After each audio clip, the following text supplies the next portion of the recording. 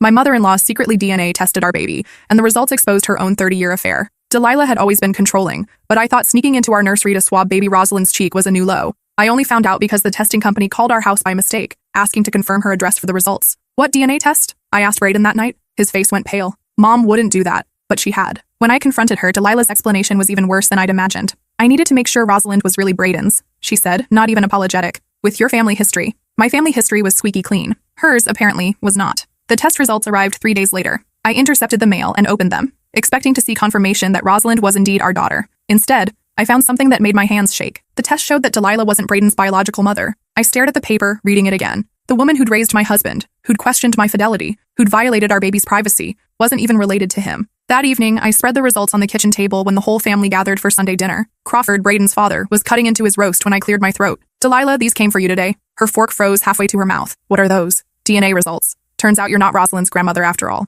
The room went silent. Crawford's knife clattered to his plate. Brayden grabbed the papers, his eyes scanning frantically. This has to be wrong. Read the fine print, I said calmly. It shows maternal lineage. Delilah shares 0 DNA with our baby, because she shares 0 DNA with you. Crawford's voice was barely a whisper. Delilah? The color drained from her face. For 30 years, she'd lived a lie. And now it was unraveling at Sunday dinner. I can explain, she stammered. You'd better, Crawford said, standing slowly. Because according to this, the son I raised isn't mine. Delilah started crying, but I wasn't done. I pulled out my phone and showed them the photos I'd taken of our security camera footage. Here's you last Tuesday, sneaking into Rosalind's room with a cotton swab. The footage was crystal clear. Delilah entering our house with her spare key, tiptoeing upstairs and swabbing our sleeping baby's mouth. You violated our trust and our daughter's privacy, I continued. All to prove what? That I'm unfaithful? Well, congratulations. You've proven you are. Brayden looked between his parents, his whole world crashing down. Who's my real father? Delilah sobbed harder. It doesn't matter now. It matters to me, Crawford roared, slamming his fist on the table. That's when she said the words that changed everything. It's your brother Thaddeus.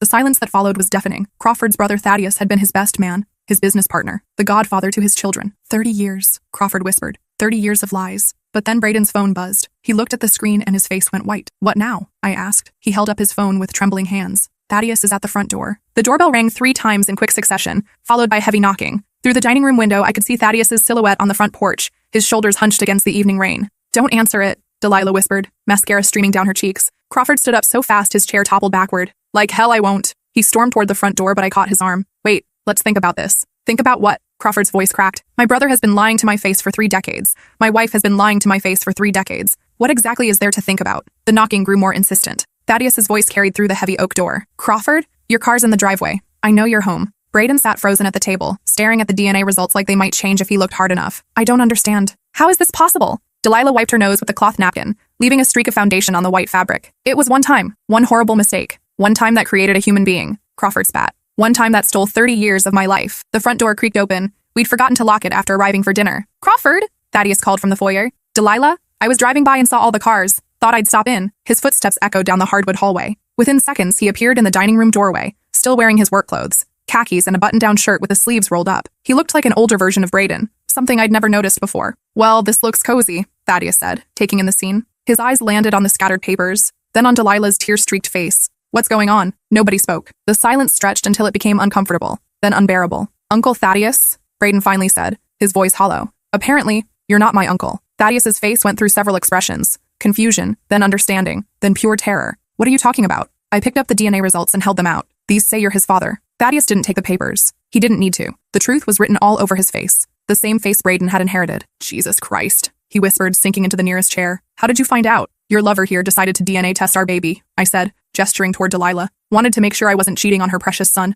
Turns out she's been the cheater all along. Thaddeus looked at Delilah with something between pity and disgust. You told them? I didn't have a choice, she sobbed. The test results. There's always a choice, Crawford interrupted, his voice deadly quiet. You could have chosen not to sleep with my brother. You could have chosen not to lie to me for 30 years. You could have chosen not to let me raise another man's child while thinking he was mine. You love Brayden, Delilah protested. That hasn't changed. Everything has changed, Crawford exploded. Everything. My marriage, my family, my business partnership, all built on lies. Thaddeus stood up slowly. Crawford, I need you to know. Don't. Crawford held up a hand. Don't you dare try to explain this away. But you need to understand the circumstances. The circumstances? Crawford laughed bitterly. What circumstances could possibly justify betraying your own brother? Thaddeus glanced at Delilah, who was now crying so hard she could barely breathe. You were deployed. 3 months in Afghanistan. Delilah was pregnant with your first child. I was pregnant with Veronica, Delilah whispered. You lost the baby, Thaddeus continued. Delilah was devastated. You were unreachable overseas. She needed someone, and I was there. So you slept with my wife, Crawford said flatly.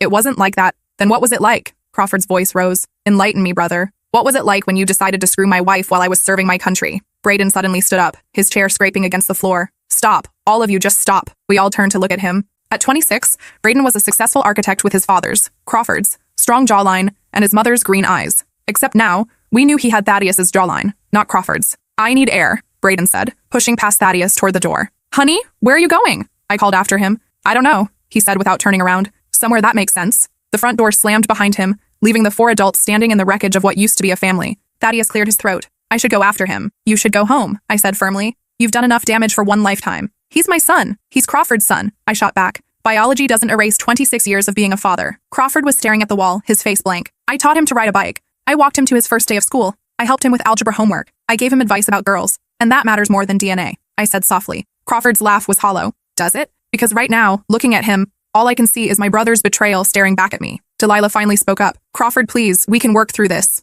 Work through this? Crawford turned to face his wife of 31 years. You lied to me about the most fundamental thing in our marriage. You let me believe Braden was mine while you knew the truth. How exactly do we work through that? Counseling? Therapy? I'll do whatever it takes. What about him? Crawford pointed at Thaddeus. What about our business? What about family gatherings? What about the fact that I have to look at my brother every day knowing he's the biological father of the son I raised? Thaddeus stepped forward. Crawford, we can figure this out. Get out, Crawford said quietly. What? Get out of my house. Get out of my life. Get out of my business. You can't be serious. I've never been more serious about anything. Crawford's voice was steel. You have 48 hours to buy me out of our partnership, or I'll sell my half to the highest bidder. Either way, I never want to see your face again. Thaddeus looked stunned. We built this company together. We built it on a lie, just like everything else in my life, apparently. The room fell silent except for Delilah's quiet sobbing. I realized this was far from over. This was just the beginning of a complete family implosion. I should check on Braden, I said, grabbing my keys from the counter. Wait. Delilah reached for my arm. You're not going to leave us, are you? You and Braden? I looked at her. Really looked at her. For 3 years, she'd been a thorn in my side, questioning every decision I made,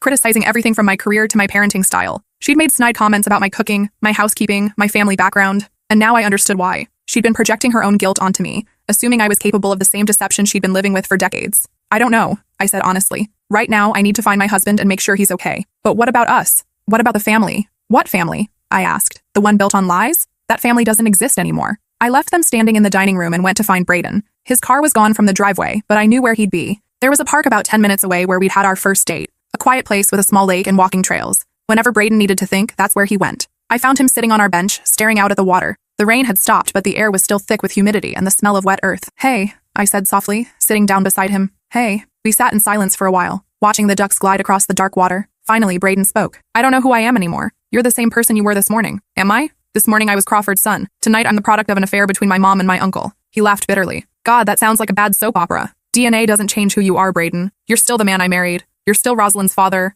You're still the person who cries at dog rescue videos and makes me coffee every morning and leaves little notes in my lunch bag. But I'm not Crawford's son. Yes, you are. I turned to face him. He changed your diapers. He taught you to drive. He walked you down the aisle at our wedding. He's your dad in every way that matters. Braden wiped his eyes with the back of his hand. I saw the way he looked at me tonight, like I was a stranger. He's hurt and angry. Give him time. What if he can't get past this? What if every time he looks at me, all he sees is mom's betrayal? I didn't have an answer for that, because honestly, I was wondering the same thing. What are we going to do about your mom? I asked instead. I have no idea. I'm so angry I can barely think straight. She violated our trust, our baby's privacy. She accused me of cheating while hiding her own affair. I know. And Thaddeus, I can't believe he just went along with this charade for 30 years. Watching Crawford raise his biological son, being involved in every major milestone, and never saying a word. Braden leaned forward, resting his elbows on his knees. What kind of person does that? A coward. We sat in silence again, both lost in our own thoughts. Finally, I asked the question that had been nagging at me. Do you want to know him? As your biological father, I mean? Braden was quiet for so long, I thought he hadn't heard me. When he finally spoke, his voice was barely above a whisper.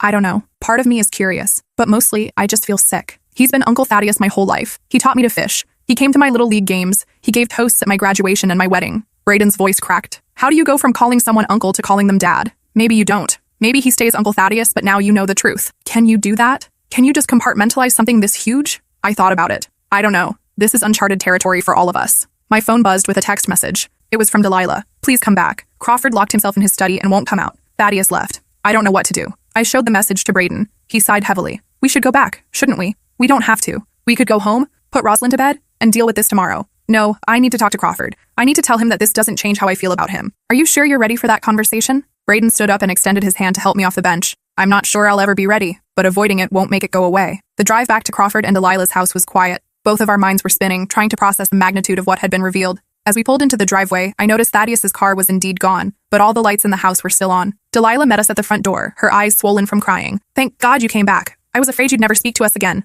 "Where's Crawford?" Braden asked. "In his study. He's been in there for 2 hours. I tried knocking, but he won't answer." Braden walked down the hallway and tapped gently on the study door. "Crawford, it's me. Can we talk?" No response. "Please, I know you're angry, but I need to tell you something." After a long moment, we heard the lock click. Crawford opened the door, and I was shocked by his appearance. His hair was disheveled, his eyes were red-rimmed, and he looked like he'd aged 10 years in the past few hours. "What do you want to say?" Crawford asked quietly. "That you're my dad. DNA test or no DNA test, you're my father. You raised me. You loved me. You shaped who I am. That doesn't change because of some stupid biology." Crawford's facade cracked. "Braden, no, let me finish. I'm angry at Mom. I'm angry at Thaddeus. I'm furious about the lies and the deception, but I'm not angry at you, and I don't want this to come between us." Crawford pulled Braden into a fierce hug, both men crying openly. "I'm sorry," Crawford whispered. "When I first saw those results, all I could think about was the betrayal. But you're right. You're my son. You'll always be my son." I felt tears welling up in my own eyes watching them. This was what family really meant. Not biology, but love and commitment and choosing each other every day. But my sentimental moment was interrupted by Delilah clearing her throat behind us. "Does this mean we can work through this as a family?" Crawford and Braden separated, and I saw Crawford's expression harden again. "Don't mistake my love for my son as forgiveness for what you've done." "Crawford, please, no. You made your choice 30 years ago when you decided to sleep with my brother. You made it again every day for 3 decades when you chose to lie to me. You made it again last week when you decided to violate my daughter-in-law's trust and my granddaughter's privacy. But we can get past this. We can rebuild. I'm filing for divorce," Crawford said simply. The words hung in the air like a death sentence. Delilah's face went white. "You don't mean that. I've never meant anything more in my life. But what about our marriage? 31 years together? Built on a lie," Crawford said firmly. "I can forgive a lot of things, Delilah, but I can't forgive this level of deception. And I sure as hell can't forgive you dragging our children into your paranoid delusions." "It wasn't paranoid," Delilah protested weakly. "I was just trying to protect the family." "You were projecting," I said, finally finding my voice. "You've been so guilt-ridden about your own affair that you assumed I was capable of the same thing. You've questioned everything about me from day one because you couldn't live with your own lies." Delilah opened her mouth to argue, then closed it again. She knew I was right. "I'll stay at the hotel downtown tonight," Crawford said. "Tomorrow I'll start looking for an apartment. I'll send movers for my things once I find a place." "Crawford, wait!" But he was already walking toward the front door. "Braden, call me tomorrow. We'll have lunch and talk about everything except your mother and my brother." "Dad?" Braden called after him. Crawford paused at the door. "Yeah? I love you." Crawford's voice was thick with emotion. "I love you too, son." And then he was gone, leaving us alone with Delilah and the wreckage of her lies. Delilah collapsed onto the sofa, crying harder than before. "This is all my fault. I've destroyed everything." I wanted to comfort her. It was my natural instinct. But I was too angry, too hurt by her suspicions and her actions. "We should go," I said to Braden. "Rosalind needs her bedtime routine, and we all need some time to process this." Braden nodded. "Mom, we'll talk soon, but right now I need some space." Delilah looked up at us with desperate eyes. "You'll still let me see Rosalind, won't you? She's my granddaughter." I felt Braden tense beside me, because technically, Rosalind wasn't Delilah's granddaughter at all. She was Thaddeus's granddaughter. "We'll figure it out," I said diplomatically. But as we drove home, I was already making mental notes. Delilah's key to our house would need to be returned. The spare key we'd given Thaddeus would need to be collected. Our security system passwords would need to be changed, because the truth was, I didn't trust either of them anymore, and I wasn't sure I ever would again. That night, after we'd put Rosalind to bed and sat in our living room rehashing the evening's events, Braden asked me the question I'd been dreading. "Do you think less of me, knowing that I'm the product of an affair?" "Don't be ridiculous," I said immediately. "You're not responsible for your parents' choices." "But it explains so much, doesn't it? Why Mom was always so paranoid about infidelity, why she never trusted anyone completely, why she was so obsessed with keeping the family together at all costs." I thought about that. Maybe. But it doesn't excuse her behavior toward me, or what she did to Rosalind. "No, it doesn't," Braden agreed. "I'm still trying to wrap my head around the fact that she swabbed our baby without permission. What kind of person does that? Someone who's been living with guilt for so long that it's poisoned her judgment." We were quiet for a while, both staring at the baby monitor on the coffee table. Rosalind was sleeping peacefully, unaware that her family tree had been completely rearranged in the span of one evening. "I keep thinking about Thaddeus," Braden said finally. "All those years of family gatherings, holidays, birthdays, he knew the whole time that I was his son, and he never said anything. What do you think you would have done in his position?" Braden considered this. "I'd like to think I would have told the truth, but honestly, I don't know. It's easy to judge from the outside. He was in an impossible situation. Telling the truth would have destroyed 2 families instead of 1. But living a lie destroyed them anyway, didn't it? Just 30 years later." I couldn't argue with that logic. My phone rang, interrupting our conversation. It was Crawford. "I'm sorry to call so late," he said when I answered, "but I wanted to check on you both, and I wanted to apologize." "You don't have anything to apologize for," I said, putting the call on speaker so Braden could hear. "Yes, I do. I've been thinking about what happened tonight, and I realized I never asked how you're doing with all this. Your mother-in-law violated your trust and your daughter's privacy. Your family dynamic just imploded, and I was so caught up in my own pain that I didn't check on you." I felt tears prick my eyes. This was why Crawford had been such a good father to Braden. He thought about other people even in his darkest moments. "I'm angry," I admitted, "and hurt. And honestly, I'm worried about what this means for our relationship with both of them going forward. Whatever you decide about Delilah, I'll support you, Crawford said. You don't owe her forgiveness just because she's Brayden's mother, and you certainly don't owe her access to Rosalind just because she raised Brayden. Thank you, I whispered. And Brayden? You still there, son? I'm here, Brayden said, his voice thick. I meant what I said earlier. You're my boy. That will never change. I know. I love you too. After we hung up, Brayden and I sat in comfortable silence for a while. Finally, he spoke. I want to get a restraining order against Thaddeus. I looked at him in surprise. Really? He crossed a boundary when he entered our house without permission to take DNA samples. And now that I know the truth about his relationship with Mom, I don't trust his motivations. I don't want him having access to Rosalind. What about Delilah? I'm still thinking about that. She's Rosalind's grandmother, or the woman who raised her father anyway, but she violated our trust in the worst possible way. She also has a spare key to our house. Not anymore, she doesn't. Brayden was right. Whatever we decided about maintaining relationships with Delilah and Thaddeus, we needed to secure our home first. The next morning, I called a locksmith while Brayden went to meet Crawford for lunch. By the time he returned, all our locks had been changed and our security system had been updated with new codes. How did it go with your dad? I asked as he walked through the door. Good. Weird, but good. He's definitely filing for divorce. His lawyer thinks it'll be straightforward since they don't have any minor children together, and most of their assets are clearly delineated. How's he handling everything emotionally? Better than I expected, actually. He said he's been feeling disconnected from Mom for years, and now he understands why. She's been carrying this massive secret, and it affected everything about their relationship. What about Thaddeus? Crawford's buying him out of the business. Thaddeus tried to call him this morning, but Crawford didn't answer.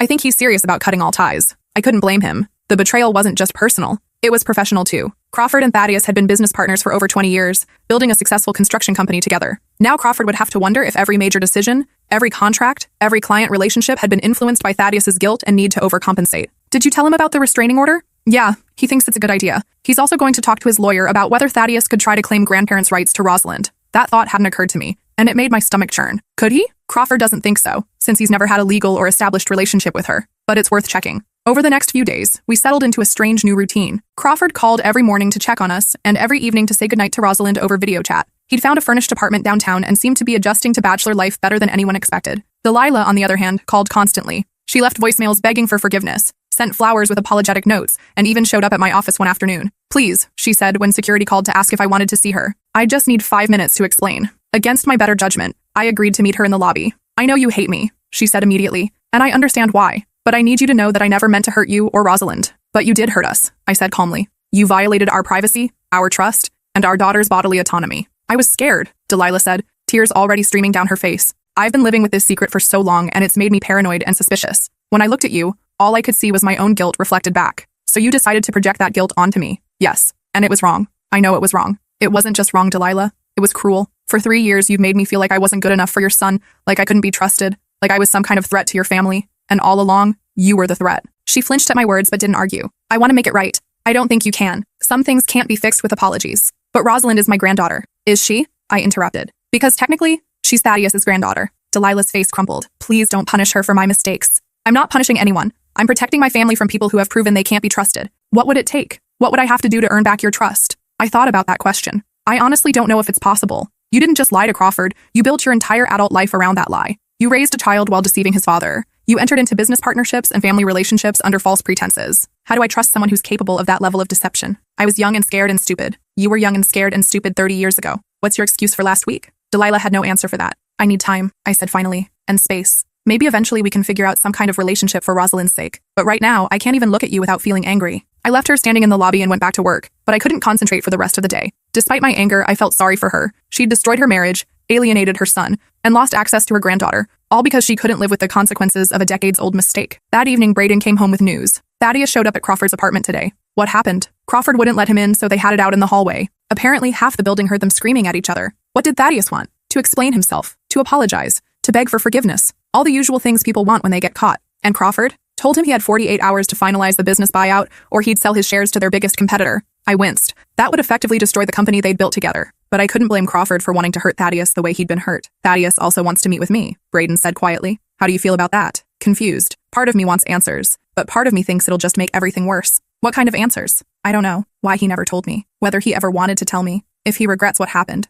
If he's proud of how I turned out. Brayden laughed bitterly. It's messed up, right? I shouldn't care what he thinks. It's not messed up. He's your biological father. It's natural to be curious. But Crawford is my real father. Both things can be true. That weekend, Brayden decided to meet with Thaddeus. I stayed home with Rosalind, partly because I didn't trust myself to be civil to him, and partly because I wanted to give them privacy. Brayden was gone for 3 hours. When he came home, he looked emotionally drained. How did it go? I asked. Weird. Surreal. He cried a lot. What did he say? Brayden collapsed onto the couch next to me. That he's regretted what happened every day for 30 years. That watching Crawford raise me was both wonderful and torturous. That he wanted to tell me the truth 1,000 times but couldn't figure out how to do it without destroying everyone's lives. Do you believe him? I think so. He seemed genuinely tormented by it all. Did he explain why it happened? Yeah, pretty much what he said the other night. Crawford was deployed. Mom had just miscarried. She was devastated and alone. Thaddeus was staying at the house to help with repairs while Crawford was gone. One night she broke down completely and he comforted her, and it led to more. And then she found out she was pregnant. 2 months later, she knew immediately that it wasn't Crawford's because the timing didn't match up. She and Thaddeus agreed to never tell anyone. What about when Crawford came home? He was so happy about the pregnancy that neither of them had the heart to destroy him. And then as time went on, it became impossible to tell the truth without admitting to years of lying. I could see the logic, even if I disagreed with their choices. How do you feel about it all now? Sad, mostly. For everyone involved. Thaddeus has been carrying this guilt for 30 years. Mom has been eaten alive by her own secret. Crawford's whole life was built on a lie, and I've been walking around not knowing who I really am. You know who you are, I said firmly. This doesn't change that, doesn't it? I look in the mirror now and see Thaddeus instead of Crawford. I hear his voice when I laugh. I see his expressions when I'm thinking. So what? You still have Crawford's values, his work ethic, his sense of humor. You still have your mom's creativity and determination. DNA is just one piece of who you are. I know you're right. It's just going to take time to accept it. What does Thaddeus want from you? A relationship, I think. He asked if he could take me to lunch occasionally. Maybe attend Rosalind's birthday parties. Be part of her life in some way. And what did you tell him? That I needed to think about it. And that any relationship would have to be approved by you first. I appreciated that he was considering my feelings, but I wasn't sure I was ready to make that decision. What do you want? Honestly, I don't know. It feels disloyal to Crawford to have a relationship with Thaddeus. But at the same time, I have all these questions about family medical history, personality traits, where certain quirks come from. You could get those answers without having an ongoing relationship. True. Or you could try having coffee with him once a month and see how it goes. Would you be okay with that? I thought about it. I think so. As long as he understands that he doesn't get automatic access to Rosalind. He's not her grandfather. Crawford is. If Thaddeus wants to be part of her life, he has to earn that privilege. That's fair. And if he ever violates our boundaries the way your mom did, he's cut off permanently. Also fair. That night, as we were getting ready for bed, Brayden brought up the topic I'd been dreading. What are we going to do about Mom? I don't know, I admitted. I'm still too angry to think clearly. She's been calling Crawford too, begging him to reconsider the divorce. What does he say? That it's too late. That the trust is broken beyond repair. I understood Crawford's position, but I also knew that Delilah was Brayden's mother. Eventually, we'd have to figure out some kind of relationship for his sake, if nothing else. Maybe we could start with supervised visits, I suggested. She could see Rosalind at Crawford's apartment with him present. You'd be okay with that? I think so, as long as she understands that her access is conditional on her behavior. What kind of conditions? No more surprise visits, no more accusations about my faithfulness,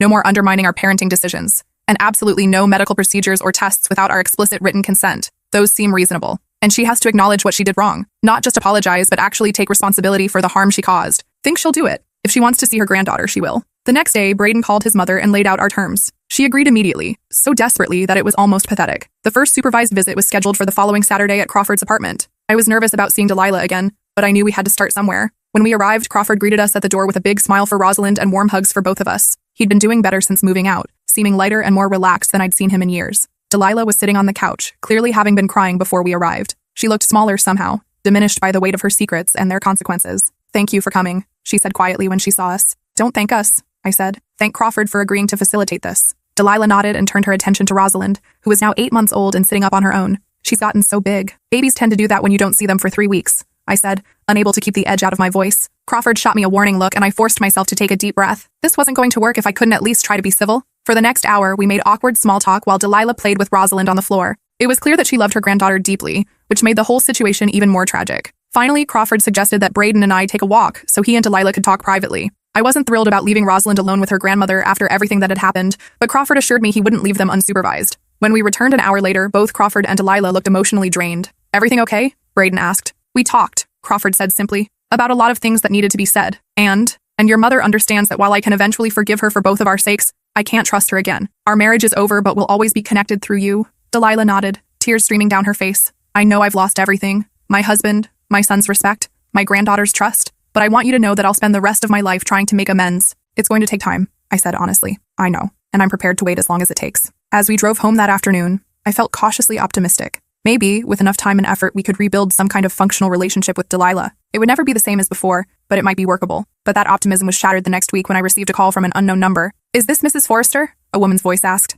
Yes, who is this? My name is Cassandra Williams. I'm a private investigator. I've been hired to conduct a background check on you and your family. My blood ran cold. Hired by whom? I'm not at liberty to say, but I wanted to give you a heads up that someone is looking into your financial records, employment history, and personal relationships. Why are you warning me? Because the person who hired me seems to be looking for ammunition rather than information. And that doesn't sit right with me. After she hung up, I immediately called Braden at work. Someone hired a private investigator to dig into our background, I told him. What? Who would do that? I have a pretty good idea. That evening, we confronted Delilah. She didn't even try to deny it. I needed to make sure you weren't hiding anything, she said defensively. After everything that's happened, I had to protect my family. We are your family, Braden said, his voice shaking with anger. And you just proved that you haven't learned anything from this entire nightmare. But what? I interrupted. What if I'm exactly who I've always said I am? What if the only liar in this family is you? I was just being careful. You were being paranoid and vindictive, Braden said. And you've just lost any chance of rebuilding our relationship. Braden, please. No, I'm done. We gave you another chance and you threw it away. Don't contact us again. We left her standing in her empty house, crying into the silence.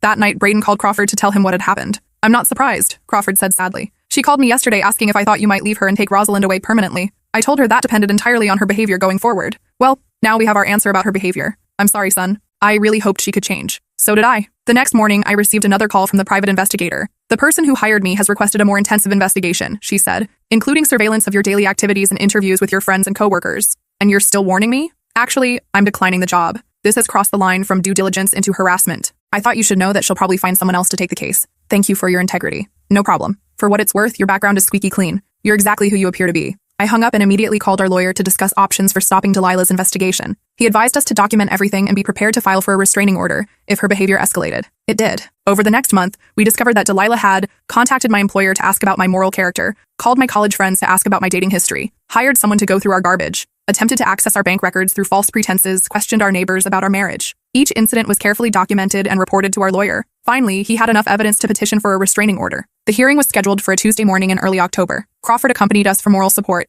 and we were surprised to see Thaddeus in the courtroom as well. When the judge asked Delilah to explain her actions, she broke down completely. I know I was wrong, she sobbed, but I've already lost my husband and my son's respect. I couldn't bear to lose my granddaughter too. I thought if I could prove that she was hiding something, anything, then maybe people would understand that I'm not the only one who's made mistakes. So you decided to harass and stalk my clients? Our lawyer asked. I was protecting my family by violating their privacy and attempting to sabotage their reputations? Delilah had no answer for that. The judge granted our restraining order, prohibiting Delilah from contacting us directly or indirectly, coming within 500 feet of our home or workplace, or conducting any further investigations into our personal lives. As we left the courthouse, Thaddeus approached us. I wanted you to know that I had nothing to do with what she's been doing, he said. I think she's having some kind of breakdown. That's not our problem anymore, I said firmly. I know. I just wanted you to understand that this isn't who she really is, isn't it? Braden asked, because from where I'm standing, this looks like the logical extension of 30 years of lies and paranoia. Thaddeus winced but didn't argue. I also wanted to tell you that I'm moving to Florida, he said. I accepted a job with a construction company down there. I think it's best if I get out of everyone's way. You don't have to leave town because of us, Braden said. Yeah, I do. Crawford made it clear that he never wants to see me again.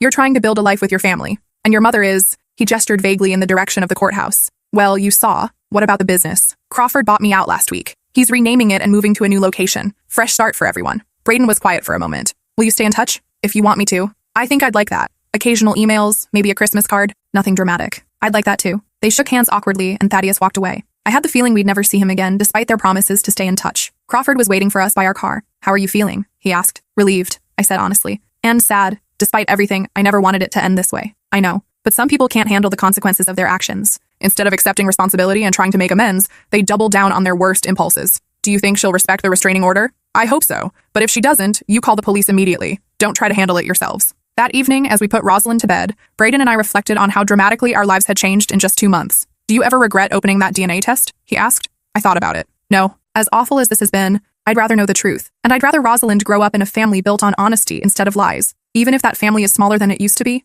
Quality over quantity, I said. Crawford loves us unconditionally. We have my parents and my siblings. We have good friends and each other. That's enough. What if Delilah tries to contact us again? Then we deal with it. But I'm not going to live in fear of someone who's already shown us exactly who she is. For the next few months, life settled into a new normal. Crawford had dinner with us every Sunday, took Rosalind to the park on Saturdays, and generally filled the grandfather role better than he ever had when he was married to Delilah. We heard through mutual friends that Delilah had sold her house and moved to a small apartment across town. She was seeing a therapist and attending support groups for people dealing with guilt and shame. Part of me hoped she was getting the help she needed, but I wasn't ready to let her back into our lives. Thaddeus sent Christmas cards from Florida, including pictures of his new life working construction on high-rise buildings. He looked happier than I'd ever seen him, which made me think leaving town had been the right choice for everyone. The restraining order was set to expire after 1 year, which gave us all time to heal and move forward. But as Rosalind's first birthday approached, I found myself thinking about Delilah more often. Despite everything she'd done, she was still Braden's mother and the woman who'd raised him. She'd made terrible choices, but she'd also changed his diapers, nursed him through illnesses, and celebrated his achievements. I've been thinking, I said to Brayden one evening as we planned Rosalind's birthday party.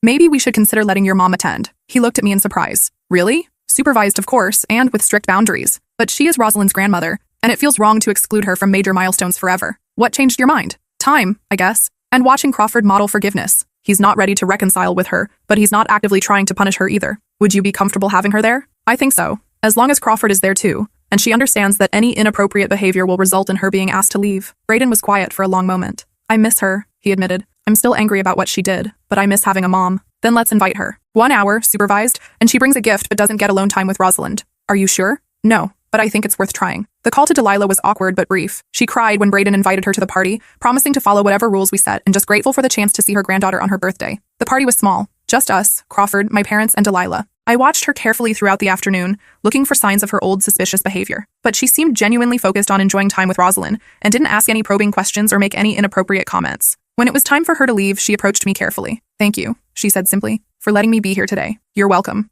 I know I don't deserve your forgiveness, but I want you to know that I'm working on myself. I'm trying to understand why I made the choices I did and how to do better. I hope that's true. It is. And I hope that someday, maybe you'll be able to trust me again. Maybe, I said, but it's going to take time. I understand. After she left, Crawford helped us clean up while Rosalind napped. How do you think that went? He asked. Better than I expected, I admitted. She seemed different, more self-aware. Therapy will do that to you, Crawford said. I've been going myself to work through the anger and betrayal. Is it helping? Yeah. I'm learning that forgiveness isn't about excusing someone's behavior or trusting them again. It's about letting go of the anger so it doesn't poison your own life. Have you forgiven Delilah? I'm working on it. Some days are better than others. And Thaddeus? Crawford was quiet for a moment. That's harder. The betrayal feels more personal because he's my brother, but I'm trying. Over the next few months, we allowed Delilah to attend a few more family events, always supervised, always with clear boundaries. She seemed to be making a genuine effort to change, attending therapy regularly and respecting our rules without complaint. When Rosalind turned 18 months old, I made a decision that surprised even me. I think we should let your mom babysit for a few hours, I told Brayden. Are you serious? She's been consistent for almost a year now. She hasn't violated any of our boundaries or shown any signs of her old paranoid behavior.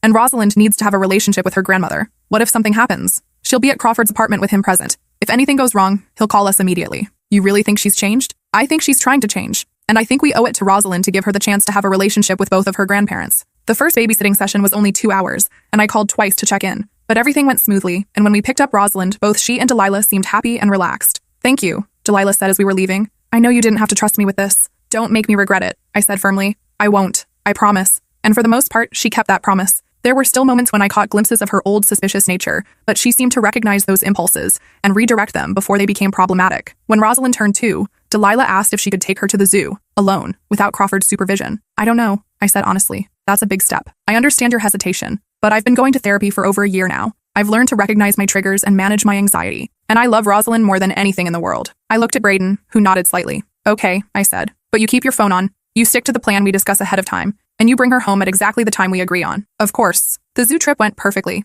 Delilah sent pictures throughout the day, returned Rosalind at exactly the agreed-upon time, and gave us a detailed recap of their activities. She was wonderful, Delilah said as she handed over a sleepy toddler. She loved the elephants and the butterfly garden, and she kept saying Gamma the whole time. Seeing the joy on Delilah's face reminded me why forgiveness was important, not just for her, but for all of us. As Rosalind grew older, her relationship with both of her grandparents deepened. Crawford remained her primary grandfather figure, taking her to the park and reading bedtime stories and spoiling her with toys and attention. But Delilah carved out her own special role, teaching Rosalind to bake cookies and paint pictures and sing silly songs. On Rosalind's 3rd birthday, I watched the 3 generations of our complicated family celebrating together and felt a sense of peace I hadn't experienced in years. We'd been through betrayal and lies and broken trust, but we'd also learned about forgiveness and second chances and the resilience of love. Delilah never fully regained my complete trust. Some wounds are too deep to heal entirely, but she earned my respect through her consistent efforts to change and her unwavering love for her granddaughter. Crawford eventually started dating someone new, a kind woman named Patricia who understood his complicated family history and embraced Rosalind as her own grandchild. When they got married 2 years later, Delilah graciously attended the ceremony and wished them well. Thaddeus remained in Florida, sending occasional cards and gifts but maintaining his distance.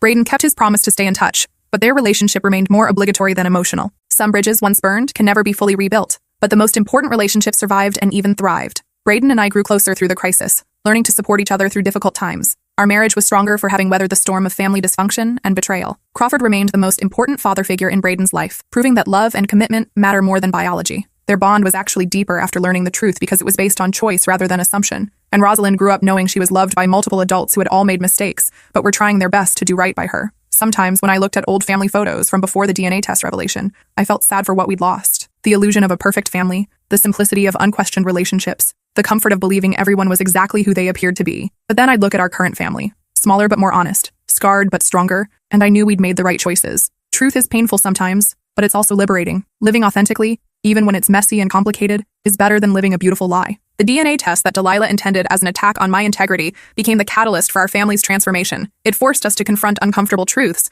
make difficult decisions, and rebuild relationships on stronger foundations. Sometimes the best thing that can happen to a family is having its deepest secrets exposed. Not because the truth doesn't hurt, but because healing can only begin once the lies stop. And we did heal, differently than before, but completely. Because at its core, family isn't about shared DNA or perfect people making perfect choices. It's about imperfect people choosing to love each other despite their flaws, forgive each other's mistakes, and show up for each other when it matters most. Delilah's betrayal taught us that trust, once broken, requires years of consistent effort to rebuild. But it also taught us that people can change, that forgiveness is possible, and that second chances, carefully given and consistently earned, can lead to deeper, more authentic relationships. Crawford's pain taught us that sometimes the most loving thing you can do is end a relationship that's built on deception. But his eventual forgiveness taught us that letting go of anger doesn't mean forgetting the lesson or excusing the behavior. It means refusing to let someone else's choices poison your own future. Braden's struggle with his identity taught us that biology is just one piece of who we are. The man who raised him, loved him, and shaped his values was his real father in every way that mattered. The man who contributed his DNA was a part of his story, but not the most important part.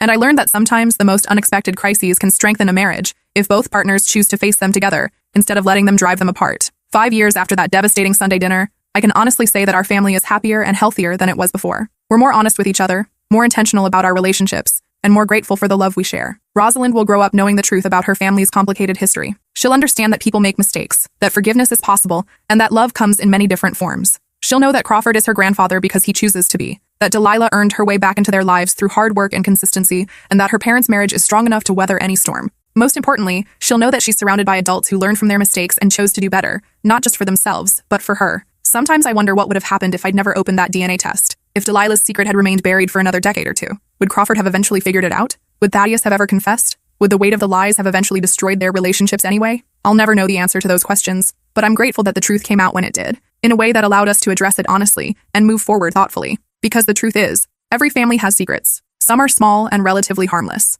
Others, like ours, have the power to reshape everything you thought you knew about the people you love. But secrets, no matter how well-intentioned, have a way of poisoning relationships from the inside out. They create distance, suspicion, and resentment. They force people to live divided lives, always guarding against discovery. When secrets are finally revealed, the immediate pain is intense but temporary. The healing that follows, if you're brave enough to pursue it, lasts forever. Our family learned that forgiveness doesn't mean forgetting or excusing harmful behavior. It means choosing not to let someone else's poor choices define your future. It means setting healthy boundaries while leaving room for redemption. It means protecting yourself and your children while still believing in the possibility of change. We learned that love isn't always enough to sustain a relationship. Trust, respect, and honesty are equally important. But we also learned that genuine love can survive betrayal if both parties are willing to do the hard work of rebuilding. Most importantly, we learned that family is both a gift and a choice. We're connected to some people by blood, but we choose every day whether to remain connected by love. The DNA test revealed that our family tree was more complicated than we'd realized. But it also revealed that the strongest branches aren't necessarily the biological ones. They're the ones built through years of daily choices to show up, support each other, and stick together through both joy and pain. And that's a truth worth knowing.